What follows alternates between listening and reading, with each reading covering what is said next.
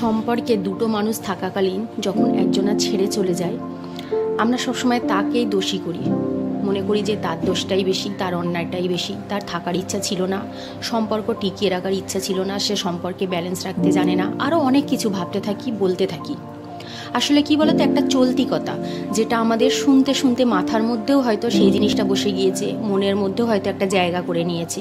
আমরা সবসময় কি বলি, যে থাকার সে বিনা কারণ বিনা অজুহাতে থেকে যাবে, আর যে থাকার নয় সে নানান রকম কারণ নানান রকম অজুহাত দেখিয়ে যাবে, হয়তো সেগুলো কোনো কারণই নয়, কিন্তু সে এইভাবেই চলে যাবে।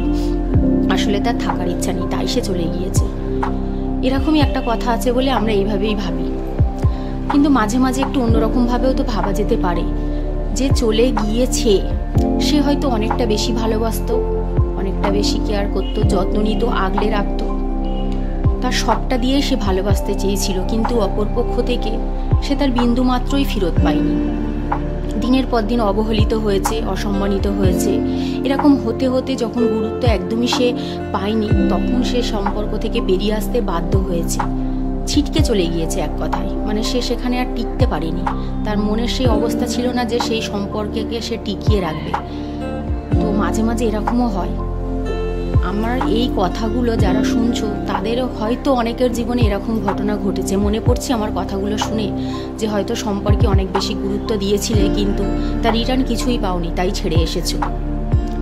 যেটা ছেড়ে গিয়েছো সেটা বাদ দাও। কিন্তু হ্যাঁ, যে ছেড়ে যায় সে যে সব সময় ভুল করে, সব দোষ তার, এটা কিন্তু ঠিক নয়। কিছু কিছু ক্ষেত্রে হয়তো অপরপক্ষেরও দোষ থাকে।